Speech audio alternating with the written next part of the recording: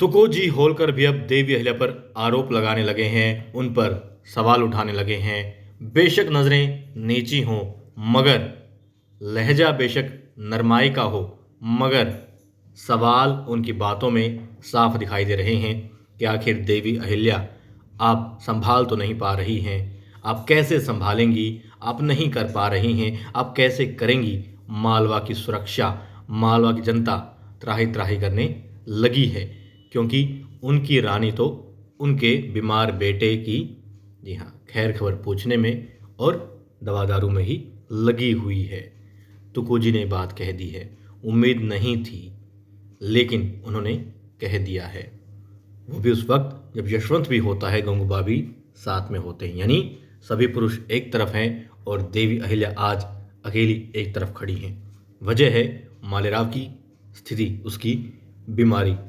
जी हाँ दोस्तों, मालवा पर हमला बोल दिया है निजाम ने, क्योंकि उसका जो दूत आया था उसको देवी अहिल्या ने सही जवाब दिया था, मगर वो सही जवाब उसे पसंद नहीं आया। इसलिए अब उसने जो सरहद के आसपास गांव है मालवा के, उन पर उसने हमला करना आरंभ कर दिया है, लूटना शुरू कर दिया है, लोगों को प्रताड़ित और पीटना शुरू कर दिया है।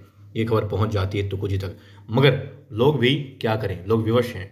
वो रो रहे हैं इस बात को कि उनकी देवी अहिल्या उनके लिए कुछ कर नहीं सकती, कुछ कर नहीं रही है, क्योंकि वो तो अब जनता की आई नहीं, सिर्फ मालेराव की आई है और उसके लिए ही कार्य कर रही हैं, उसे ही बचाने में, स्वस्थ करने में, या फिर उसकी ही चिंता में लगी हुई है।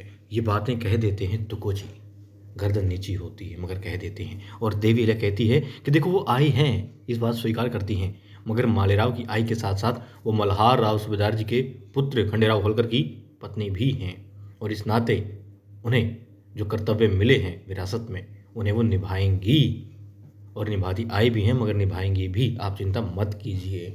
मालेराव बीमार है, बस थोड़ा वक्त उसे इसलिए दे रही थी, लेकिन कोई बात नहीं, मालवा को ही वो देंगी और जिसकी जो भी शिकायत है उसे दूर भी कर देंगी।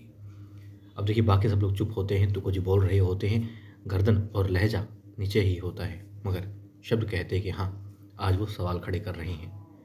और वहाँ मालेराव होलकर को कमाल कर रहा है, उसे फिर से दासी में केसर दिखाई दे रही है। केसर के पीछे भागता, यानी दासी के पीछे भागता है। दासी उसे हाथ छुड़वा कर भागती है कि बख्श दो मुझे मालेराव, महाराज जी बख्श दो, मगर महाराज तो पीछे भागते हैं। मैना बीच में आती है, मगर मैना में उसे मैना ही दिखाई देती है। ये भी कमाल की बात है। मैना को एक तरफ पटकता है, झटकता है और दरवाज़ा बंद करके लंगड़ाता हुआ ये घायल मालेराव उसके पीछे चला जाता है।